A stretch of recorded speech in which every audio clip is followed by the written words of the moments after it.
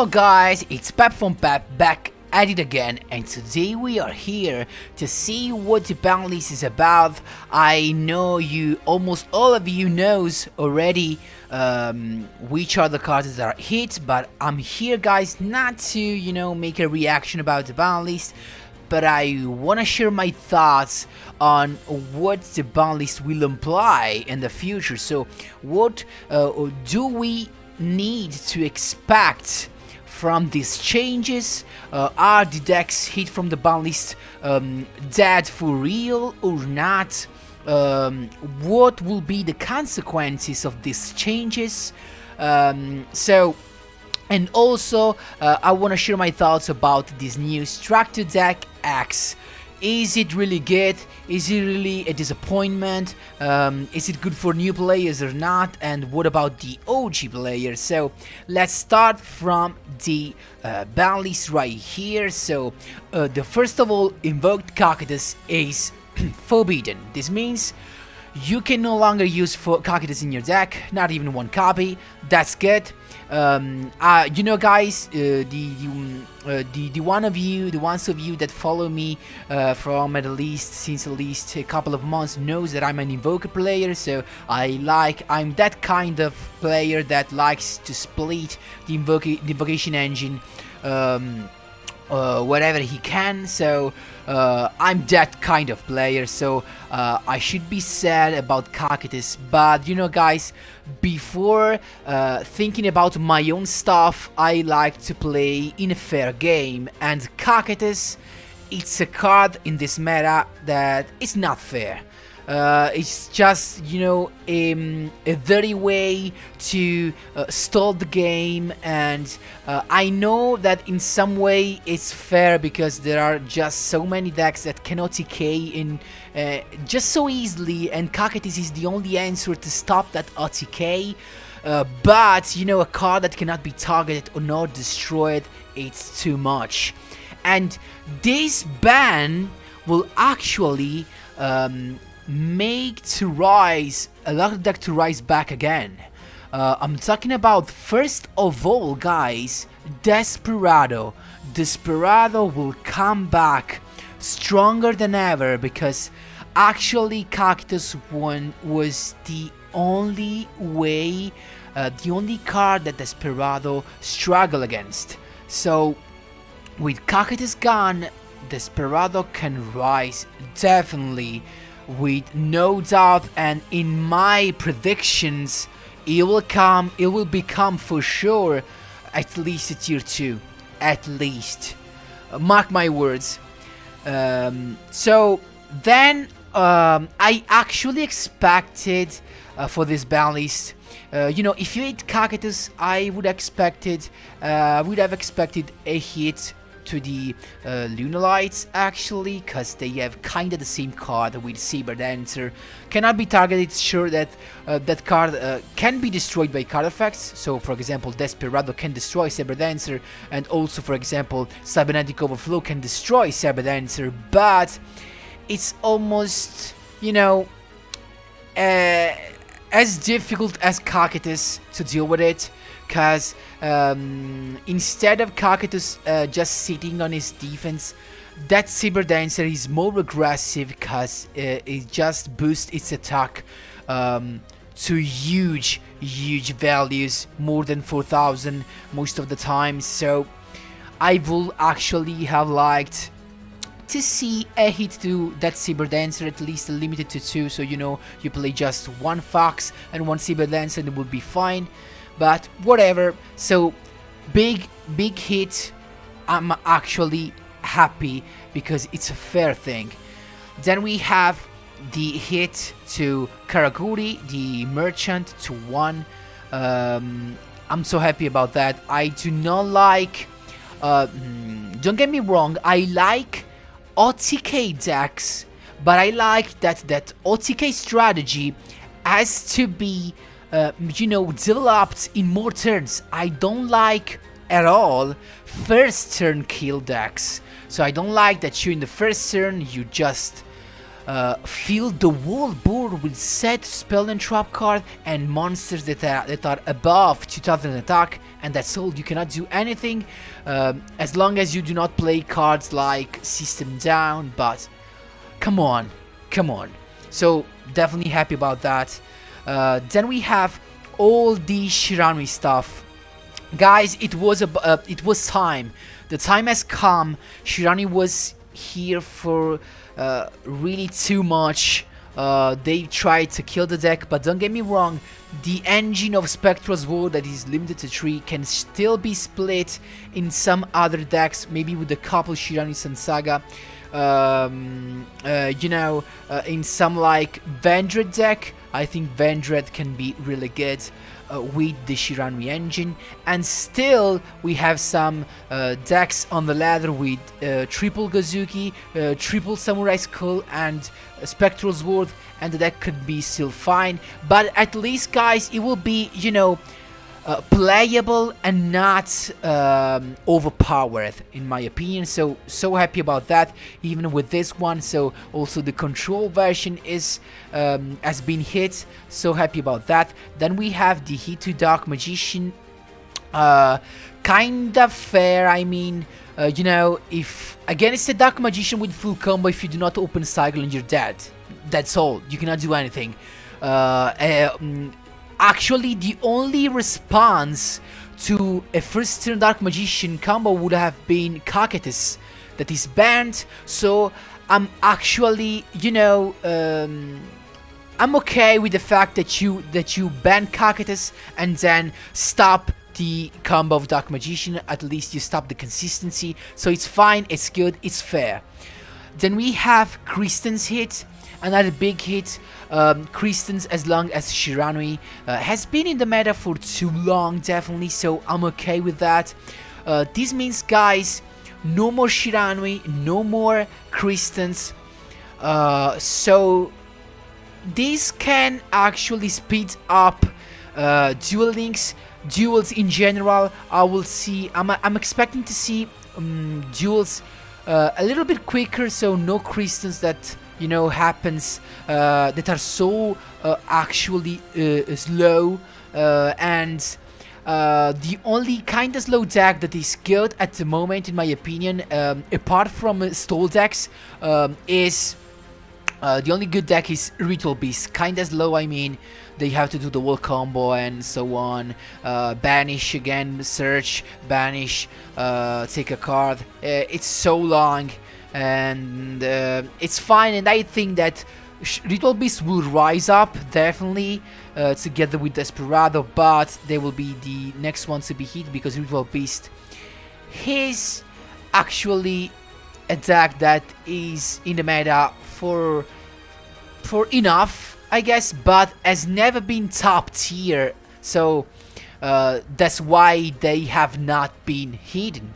So then I'm happy with Dragonity. I can't stand Dragonity at all. I don't like as archetype. Of course, it's me, it's my opinion. So I'm happy with that. They limited the access to Hatronate, that's fine.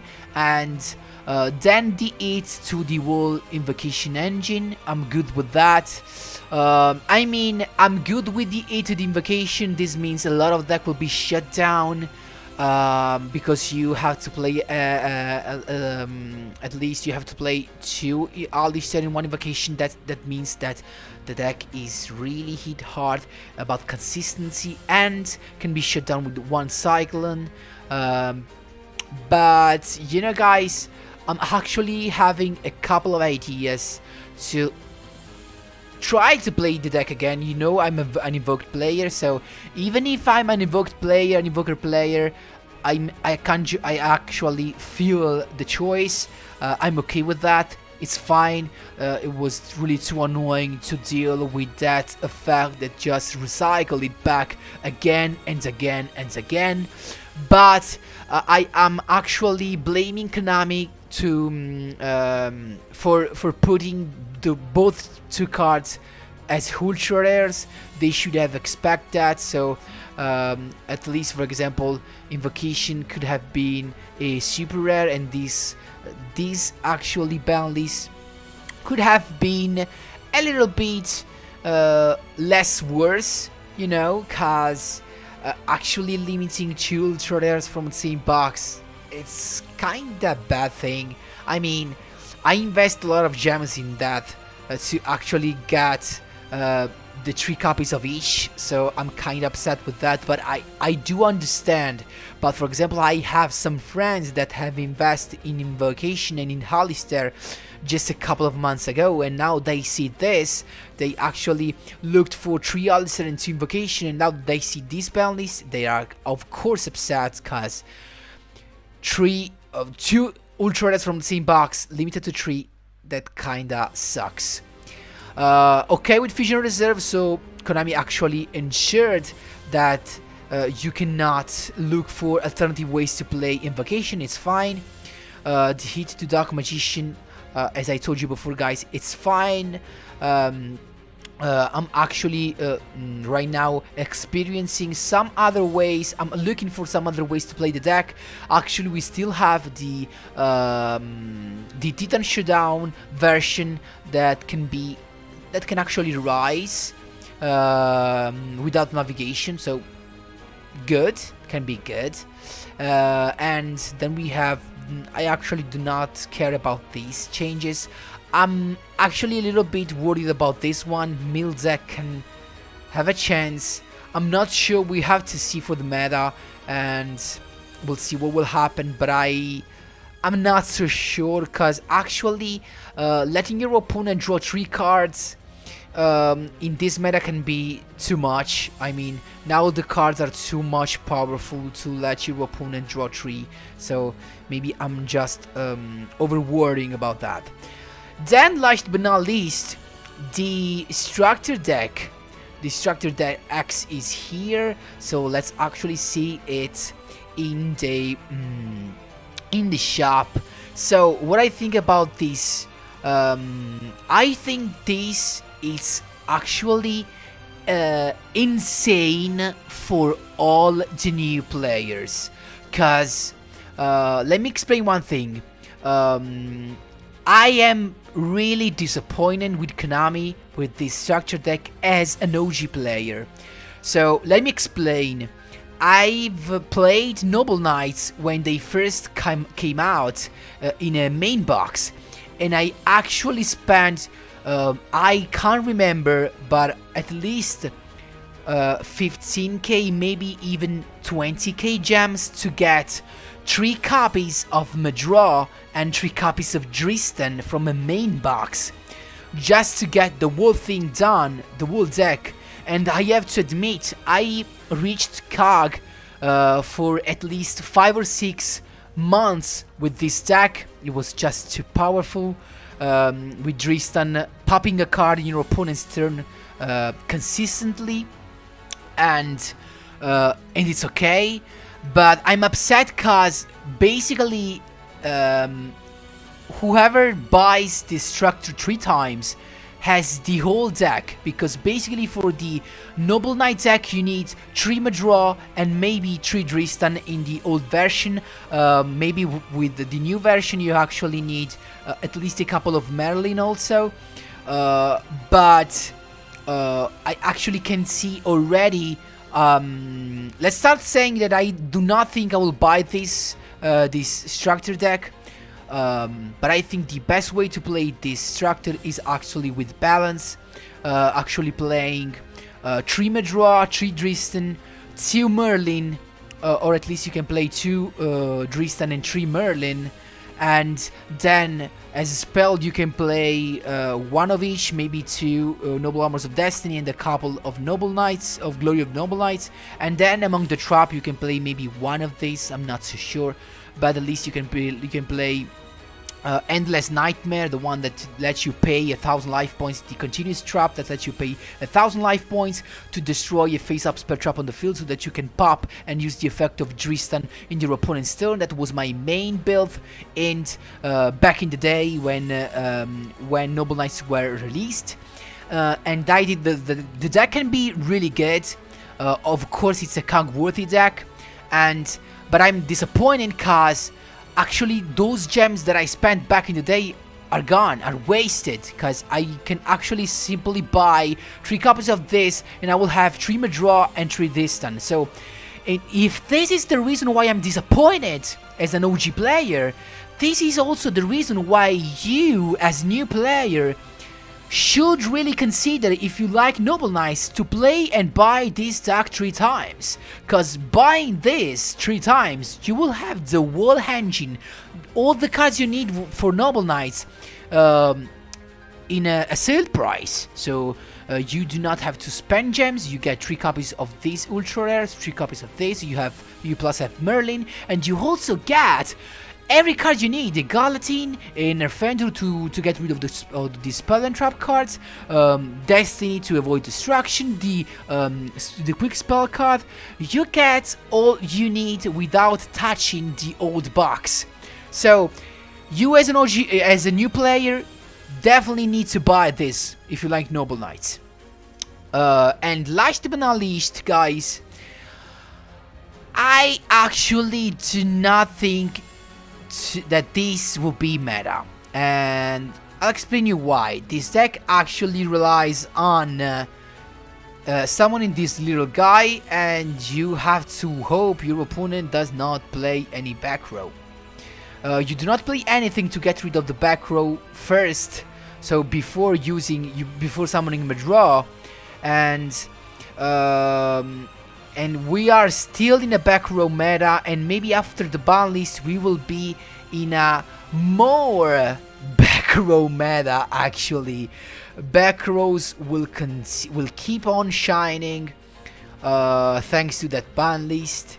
So this means that a deck like this cannot really go on. I mean, when you summon your Madraw or your Merlin, use the effect, you can easily be shut down by a simple Canadia, for example, or a Floodgate, and they are so common in this period that I don't know, guys. So, as all the cards that got released, you should wait at least for a couple of weeks. That's my advice. But for sure, I do not think this will come meta anyway. As long as we have access to all those really hard to deal with back rows, and that's all. But if you're a new player, buy 3 of these and you can get Cog really easily. Just add a couple of Endless Nightmare. I can actually show you the cards I mean right here. I should have the cards actually, so Endless Nightmare. Oh, it's not Endless Nightmare, maybe.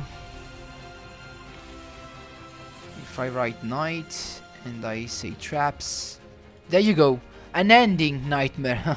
I'm sorry for that. So this is the card that you can obtain in Revolution Beginning and also from the selection box.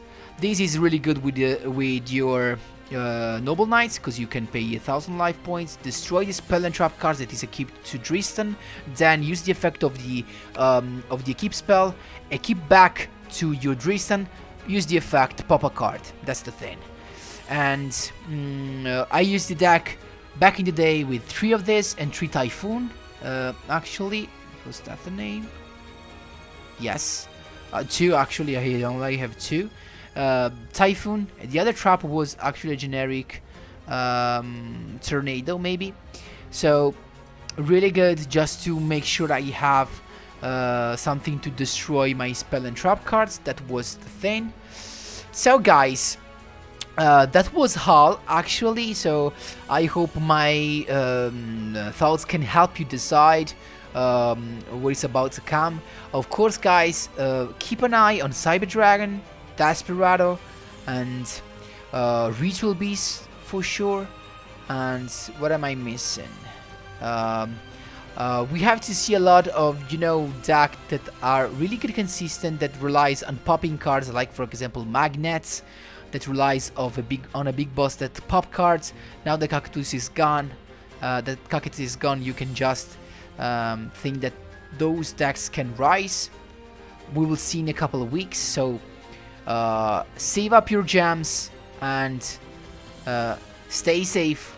That was all, guys, so I hope you enjoyed all the explanation and all my shared thoughts. Let me know what you think in the comment section down below. Thanks for watching, and as always, guys, see you in the next one.